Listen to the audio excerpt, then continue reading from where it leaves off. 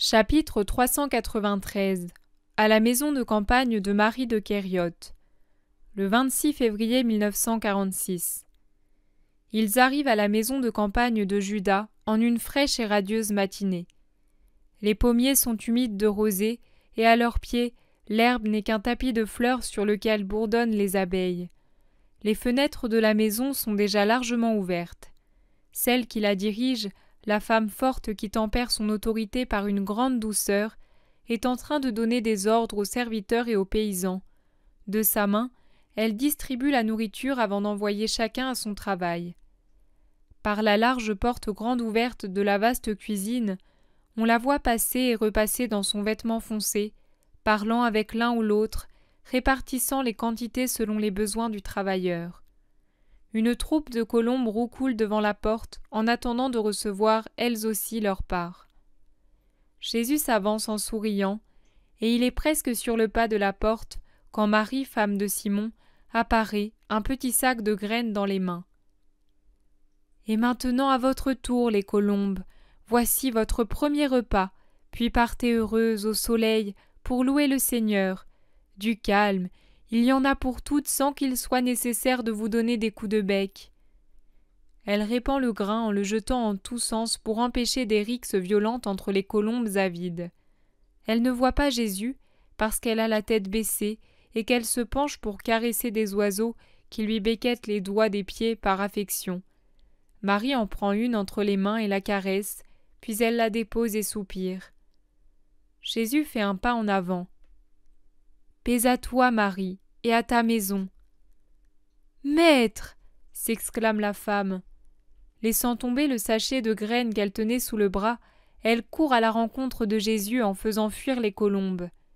Mais elle ne tarde pas à se poser de nouveau sur le sol et à travailler avec acharnement sur la ficelle du sachet pour la défaire, sur la toile pour la déchirer et satisfaire leur voracité. « Ô Seigneur, quel jour saint et heureux !»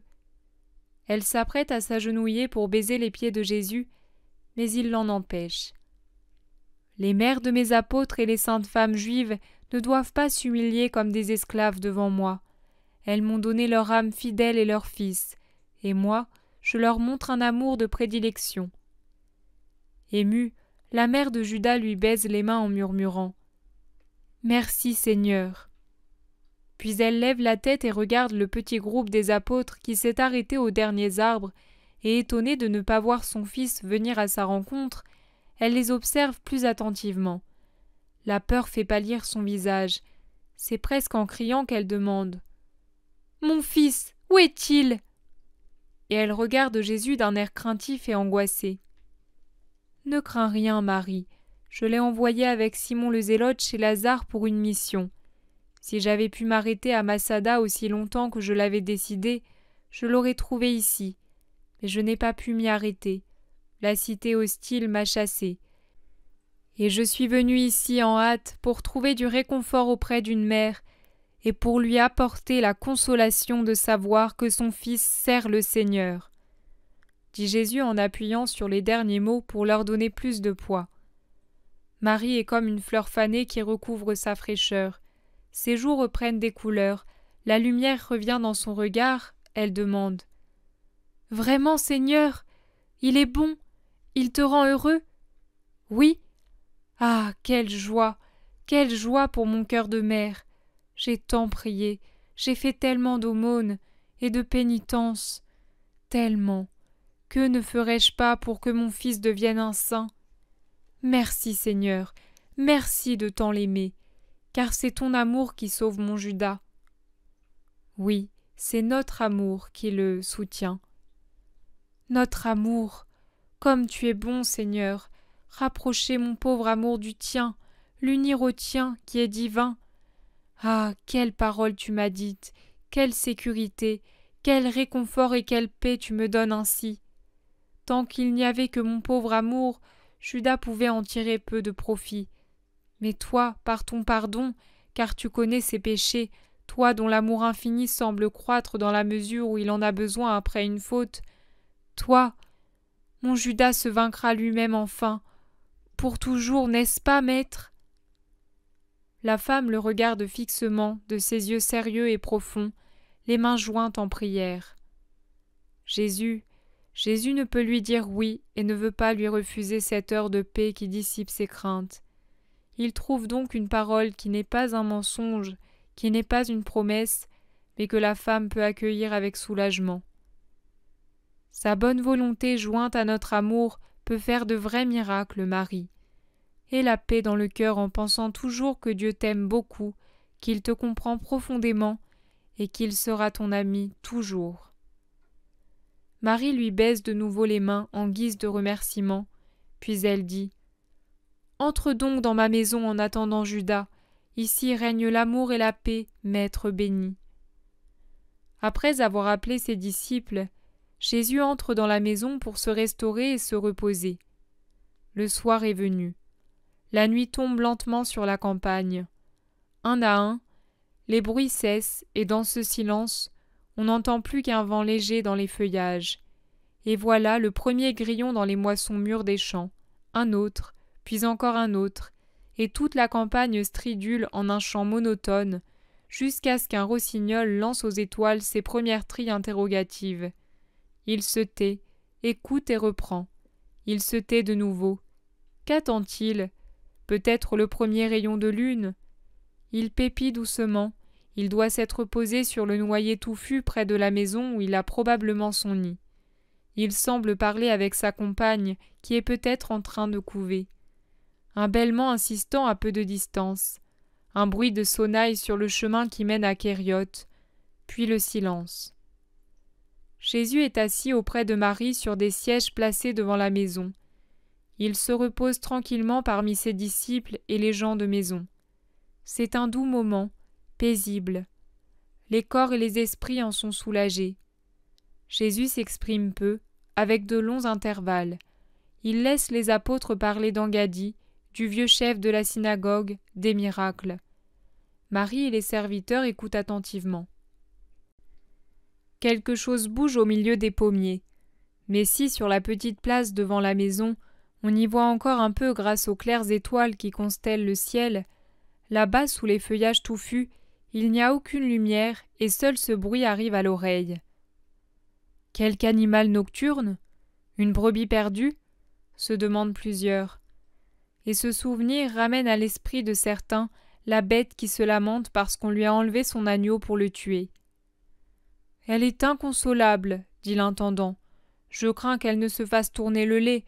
Depuis ce matin, elle ne mange pas, et elle bêle, écoutez-la. » « Ça lui passera. Elles ont des petits pour que nous mangions l'agneau, » observe philosophiquement un serviteur. Mais elles ne sont pas toutes pareilles. Celle-ci est plus sensible, et elle souffre davantage. Tu entends ? On dirait qu'elle pleure. Ne dis pas que je suis sotte, maître. Cela me peine comme si c'étaient les pleurs d'une femme qui a perdu son fils. Mais au contraire, mère, toi tu retrouves ton fils, claironne Judas en apparaissant par derrière avec Simon. Tous sursautent de surprise. Maître, ta bénédiction au retour comme tu nous l'as donnée au départ. Oui, Judas. Et Jésus embrasse les deux apôtres retrouvés. La tienne, maman. À son tour, Marie embrasse son fils. Nous ne pensions pas te trouver déjà ici, maître. Nous avons marché presque sans arrêt, et le plus souvent en prenant des raccourcis pour éviter d'être retenus. Mais nous avons rencontré des disciples, et nous avons prévenu Jeanne et Élise qu'elles nous verront bientôt. Explique Simon. Oui, et Simon marchait comme un jeune homme. Maître, nous avons porté le message. Lazare va très mal. La chaleur le fait souffrir encore plus. Il est conseillé d'aller au plus tôt chez lui. Maître, sauf à l'Antonia où je me suis rendu pour faire plaisir à Egla, elle voulait remercier Claudia avant de partir pour Jéricho, je ne suis allé nulle part. N'est-ce pas, Simon ? C'est vrai. D'ailleurs, nous y sommes passés à l'heure de sexte, un jour de chaleur étouffante qui conseillait à tout le monde de rester à la maison. Pendant que Judas parlait avec Claudia, qu'Albula Domitia avait appelée au jardin, j'ai été interrogé par d'autres femmes. Je ne crois pas avoir mal fait en expliquant comme je le pouvais ce qu'elles voulaient savoir. Tu as bien fait. Il y a en elle une vraie volonté de connaître la vérité. Et Claudia a une vraie volonté de t'aider. Elle a congédié Egla, qui est allé saluer Plotina et les autres, et elle m'a posé de nombreuses questions. Si j'ai bien compris, elle veut persuader Ponce Pilate de ne pas croire aux calomnies des pharisiens, sadducéens et autres. Il suffit jusqu'à un certain point à ces centurions, bons pour la bataille, mais très peu pour faire des rapports. Et il se sert beaucoup de son épouse, qui doit être intelligente et même astucieuse pour obtenir des informations sûres. En vérité, le proconsul, c'est Claudia. Lui doit être une nullité qui garde sa situation parce qu'elle l'assiste comme puissance et comme conseillère. Elles ont voulu donner de l'argent pour tes pauvres. Le voilà. Quand êtes-vous arrivés? Vous ne paraissez pas fatigué ni couvert de poussière, demande Jacques, fils de Zébédée. Entre Thiers et Sexte. Nous sommes allés d'abord à Kériote pour voir si ma mère s'y trouvait et pour la prévenir de ton arrivée. Mais j'ai été comme tu le veux, maître. Je ne me suis pas laissé tenter par des désirs humains. N'est-ce pas, Simon? C'est vrai. Tu as bien fait. Obéis toujours et tu te sauveras. Oui, maître. Maintenant que je sais que Claudia est de notre côté, je n'ai plus mes sottes impulsions. Tu dois cependant convenir qu'elles étaient dues à l'amour. Un amour désordonné parce qu'il se sentait sans protection, sans aide pour atteindre son but, qui est de te faire aimer, respecter, comme tu le mérites, comme ce doit être. Maintenant je suis plus calme, je n'ai plus peur, et il m'est même doux d'attendre. Judas rêve les yeux ouverts. Ne t'abandonne pas au songe, Judas, reste dans la vérité.